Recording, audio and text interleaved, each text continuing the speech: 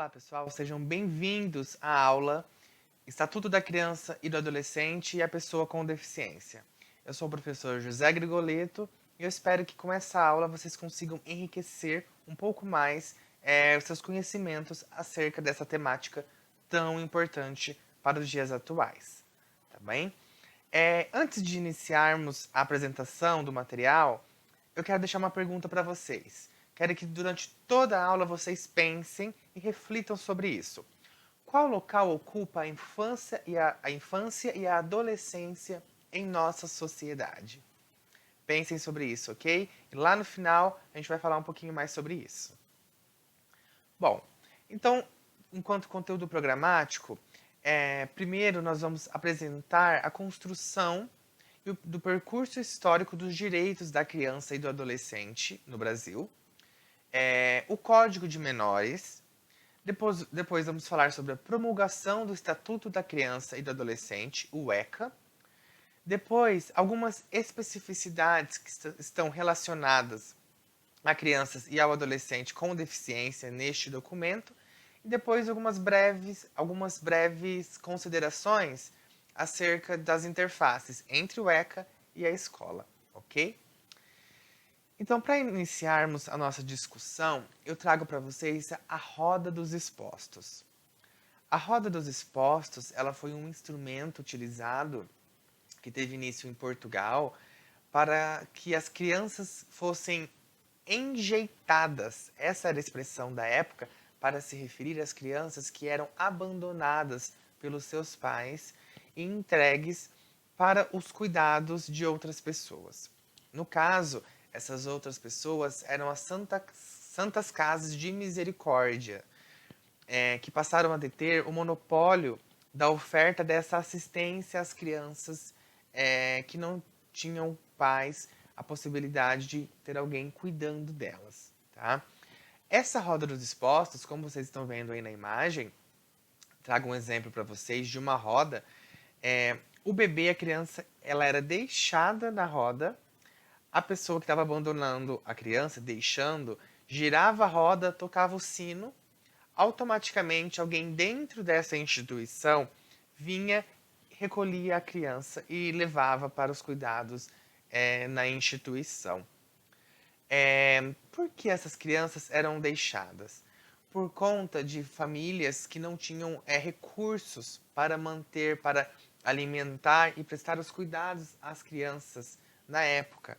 Também muitas escravas entregavam seus filhos nessas santas casas de misericórdias, inclusive escravas que foram abusadas sexualmente, não poderiam cuidar dessas crianças, elas entregavam para os cuidados nessas instituições. Algumas crianças, existem relatos de que quando eram entregues, alguém deixava um bilhete com o nome, com alguns dados, mas essa era a exceção frente à regra nesses abandonos, tá?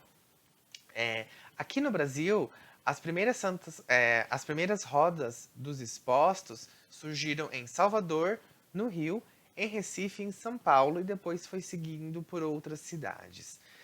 Existem alguns relatos de que até a década de 50 ainda existiam rodas dos expostos sendo ativas, veiculadas e em funcionamento. O último relato documentado que nós temos data desta época. Então, olha quão recente isto é. E interessante quando a gente pensa na expressão roda dos expostos, porque realmente as crianças, neste momento, elas estavam expostas a uma nova realidade, expostas ao desconhecido, estavam sendo abandonadas, ok? Não se trabalhava com a ideia que nós temos hoje, por exemplo, da entrega voluntária, e também as famílias não contavam com o apoio do Estado para o cuidado de seus filhos, para o cuidado e a promoção de garantias e direitos às crianças e aos adolescentes. Em 1927, o Brasil cria o Código de Menores, que era um documento que, na concepção das autoridades da época, tinham como objetivo proteção a essas crianças e aos adolescentes. No entanto, hoje, quando nós realizamos uma leitura deste documento, a gente pode constatar que ali não havia nada protetivo, muito pelo contrário. O que a gente percebe era um cerceamento dessas crianças e dos adolescentes, em que o objetivo, nos fica muito claro, era o quê? Uma visão repressora com foco na ordem social. Ou seja, esse código de menores, a expressão menores era para se referenciar às crianças e adolescentes em situação irregular. Como assim situação irregular? Situação irregular pode ser compreendida como crianças e adolescentes abandonados, que não eram de boa família, entre aspas, que viviam nas ruas, dentre outras situações de violência. Então, esse Código de Menor que foi instituído por uma lei, a lei 17, o decreto 17.943-A, datado de 12 de outubro de 1927, trazia para nós essa compreensão da criança e adolescente enquanto estando em situação irregular. E hoje, com a leitura, com a nossa compreensão atual da nossa sociedade, a gente vê que não são crianças nem adolescentes em situação irregular, mas sim em situação de violência e ou vulnerabilidade social. Depois de algum tempo, lá em 79, houve uma reformulação deste documento. Percebeu-se que algumas coisas não estavam adequadas, algumas coisas não funcionavam, então foi preciso rever. Com isso, não houve, porém, a garantia de uma adequada assistência a esse público. Percebeu-se que não era de forma alguma não constava, desculpa, de forma alguma, garantias de direitos a crianças e adolescentes neste documento. Muito pelo contrário, se trazia uma visão muito mais para correção, trazia-se uma visão muito mais punitiva a essas crianças e adolescentes. Inclusive, é importante pontuarmos que, nesta nova alteração, o juiz passa a possuir um poder absoluto sobre as crianças e adolescentes. Como assim? Essas crianças ditas irregulares, em situação irregular, não possuíam direito, não possuíam voz, visto que elas estavam em condição de situação de rua, abandonadas, elas não poderiam falar por si. Então o juiz era a autoridade máxima que tomava as decisões que subsidiariam toda a vida, que marcariam toda a vida dessas crianças e adolescentes. E foi nesta época também, nesta reformulação deste documento, em que inicia-se a crença no internamento como a solução para a correção, entre aspas, dessas crianças. É uma visão de que a culpa estava na criança e no adolescente. Então a responsabilidade toda o Estado tirava de si, tirava a responsabilidade da família e colocava toda a culpa da sua situação na criança e no adolescente. Então a gente tem uma visão estigmatizada e de culpa direcionada única e exclusiva para essas crianças. O que, de certa forma, deixa o Estado em uma situação de mãos limpas, ou seja, não é nossa culpa, não temos nada o que nós, enquanto Estado, podemos fazer, vamos então interná-las para corrigir essa situação. É a única coisa que podemos fazer.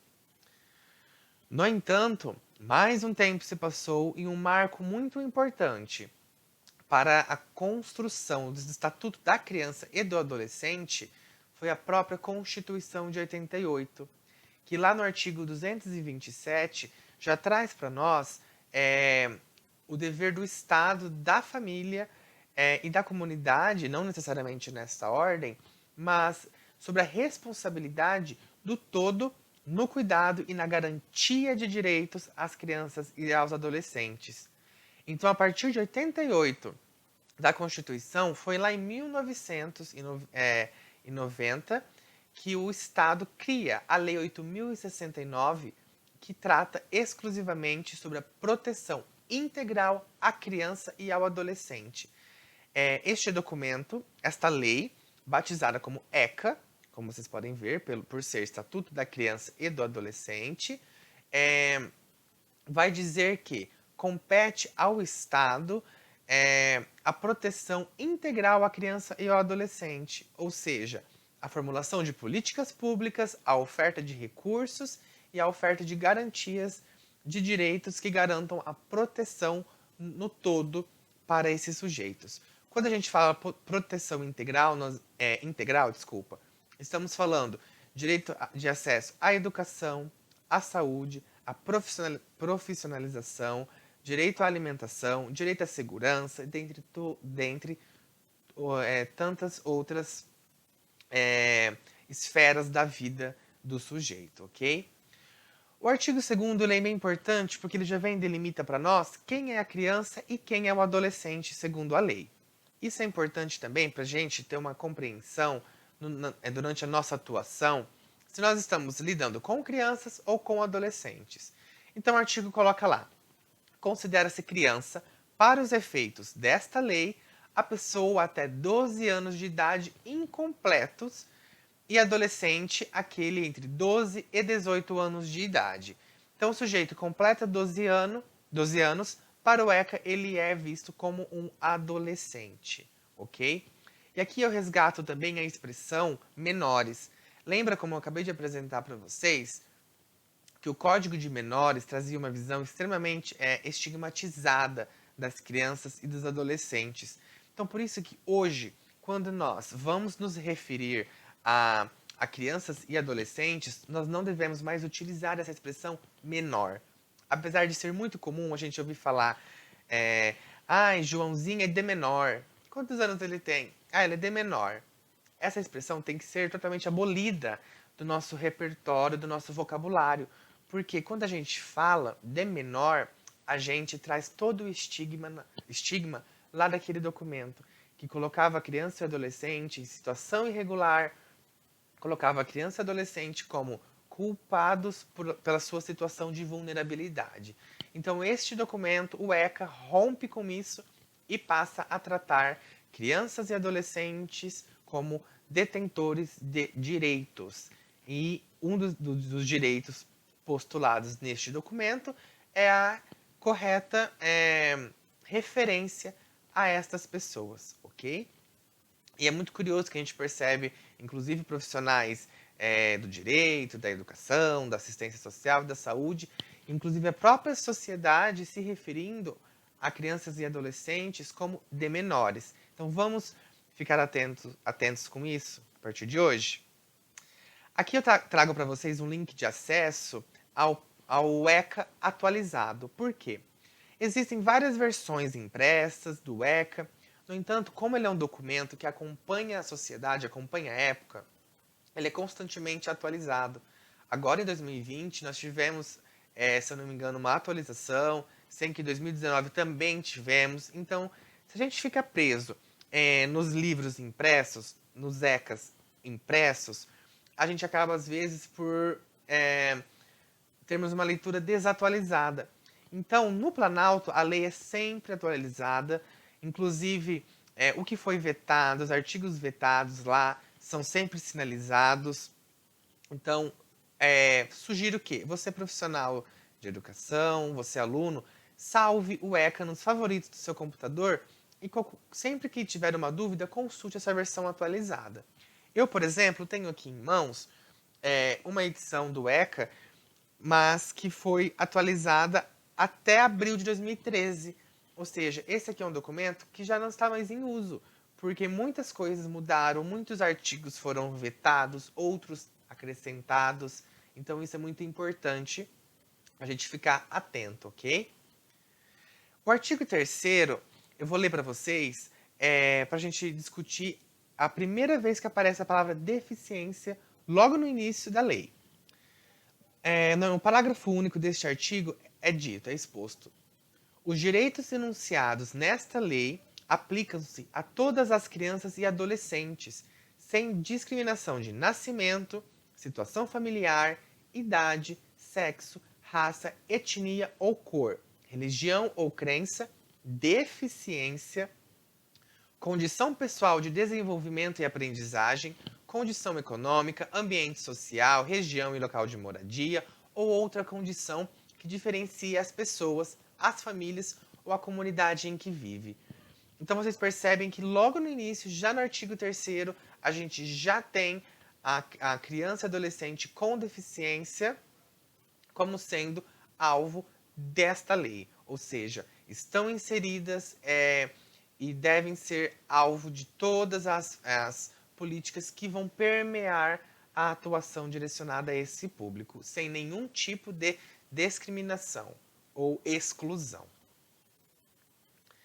Aqui, o artigo 4º coloca que é dever da família, da comunidade, da sociedade em geral e do poder público assegurar com absoluta prioridade a efetivação dos direitos referentes à vida, à saúde, à alimentação, à educação, ao esporte, ao lazer, à profissionalização, à cultura, à dignidade, ao respeito, à liberdade e à convivência familiar e comunitária. Por que eu trouxe esse artigo na íntegra e destaquei para vocês a palavra absoluta prioridade? Porque se a gente fizer um resgate lá no Estatuto do Idoso, por exemplo, a gente vai ver que os idosos possuem prioridade nos atendimentos e nas políticas públicas, os idosos. Mas as crianças e adolescentes também possuem prioridade. No entanto, uma palavrinha faz toda a diferença, que neste caso é a palavra absoluta prioridade. Então, frente às outras prioridades, a criança e o adolescente possui a absoluta prioridade, ou seja, ele vem antes. Isto porque crianças e adolescentes são sujeitos que se encontram em fase de desenvolvimento e por isso carecem de um olhar maior, de uma atenção maior, além de que as crianças e os adolescentes são nossos futuros adultos, os nossos futuros idosos, a nossa futura sociedade. Então, por isso, nós, enquanto família, comunidade, sociedade em geral e poder público, devemos prestar essa absoluta prioridade para a garantia de todos esses direitos aí citados, para que haja uma efetiva garantia dos direitos. O ECA traz um ponto muito interessante quando vai falar sobre adoção, que é o seguinte, que ele ressalta que em casos de adoção terão prioridade nos processos quando a criança ou adolescente adotando possuir deficiência, for uma pessoa com deficiência ou doença crônica. Isso é muito importante, porque a gente sabe que hoje o judiciário conta com um número muito grande de processos de adoção. As instituições contam com muitas crianças em situação de adoção, que estão para serem adotadas, e há uma grande dificuldade na adoção, a gente percebe, de crianças com deficiência. Eu atuei durante 4 anos na política da assistência social e eu constatei isso na prática, o quanto as famílias que estão em filas de adoção, as pessoas que têm pretensão em adotar, preferem sempre crianças pequenas e, na minha prática, não me recordo de nenhuma experiência em que uma família ter ouvido algum relato de que optou por adotar uma criança, por exemplo, com deficiência. Mas isso ocorre. Então, quando ocorre, esse caso terá absoluta prioridade frente aos outros. Tá? E também, no que se trata de prevenção à violência, as famílias com crianças e adolescentes com deficiência terão prioridade de atendimento nas ações e políticas públicas de prevenção e proteção. Ou seja, na política pública da educação, na política pública de saúde, de assistência social, as famílias que possuem crianças e ou adolescentes com deficiência possuem prioridade nos atendimentos. Então vocês percebem que aí que a gente entra, o ECA traz para nós a noção de prioridade na prioridade absoluta. Ou seja, crianças e adolescentes com deficiência possuem prioridades frente a crianças e adolescentes que não possuem deficiência. Isso eu acho algo muito belíssimo deste documento, algo que na prática deve ser respeitado porque é lei e garante a essas pessoas o pleno acesso à oferta adequada e a correta inserção na sociedade frente à sua situação de pessoa com deficiência. Mas por que nós estamos discutindo isso aqui hoje? Pela importância dos professores e professoras conhecerem o ECA para a tomada de atitudes. O ECA ele é um instrumento que norteia a atuação de professores, da gestão escolar, e não um documento que vai cercear, que vai limitar a atuação de professores. Muito pelo contrário. Este documento, sugiro que vocês leiam na íntegra, eles ofertam recursos e subsídios muito importantes para a gestão escolar. Por exemplo, esse documento traz para nós o que fazer em situações de violência, tá? O que é violência, o que o documento considera como violência, traz o papel do conselho tutelar, um órgão muito importante e que tem que trabalhar muito em conjunto com a escola. Você, estudante, pesquise e leia sobre o conselho tutelar, a sua atuação e sua importância. No ECA, isso está bem claro. Por quê? São todos instrumentos, são todos recursos que nós iremos nos deparar na escola. Porque nós iremos receber crianças e adolescentes em situações de violência. Tá? Quando a gente opta pelo trabalho docente em escolas, a gente tem que estar ciente de que vamos trabalhar com todo tipo de público. Isso envolve crianças em situações de violência. E a gente, enquanto profissional, a gente vai fingir que não estamos vendo, vamos ficar com medo de nos comprometermos, por exemplo, de relatar uma denúncia a um órgão, uma autoridade maior. Isso, trago mais um exemplo da minha prática, em que eu percebia que alguns professores, quando uma criança relatava uma situação de abuso, por exemplo, tinham muito medo de fazer um relatório, de comunicar uma coordenadora, de comunicar a direção, medo de se comprometer. Mas lembra que no slide lá anterior, que a gente disse que é dever da sociedade também a proteção e a garantia integral a essas crianças e adolescentes? Então, por isso que o ECA ele vem como esse instrumento para fortalecer a nossa atuação, para nos respaldar, inclusive, e nos proteger legalmente, ok? O ECA ele vem para expor as demandas da educação, ou seja, o que é de competência da educação. O ECA vai falar o que deve ser ofertado para crianças e adolescentes em fase de escolarização. E a LDB, ela vem e trata de como será ofertada essas demandas. Então percebe que um documento, ele subsidia a construção de outro, ele complementa a construção de outro. Tivemos a Constituição, depois o ECA, depois a LDB, ou seja, é um percurso histórico que vai visando a garantia dos direitos fundamentais a crianças e adolescentes. Ele é um documento em constante atualização e que vem acompanhando as necessidades e as transformações sociais de sua época.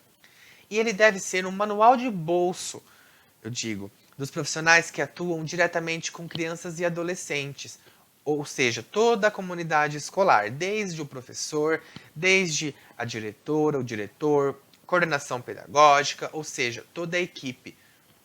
Por quê? Se vamos trabalhar com crianças e adolescentes, temos que conhecer os documentos que vão subsidiar legalmente essa atuação, certo?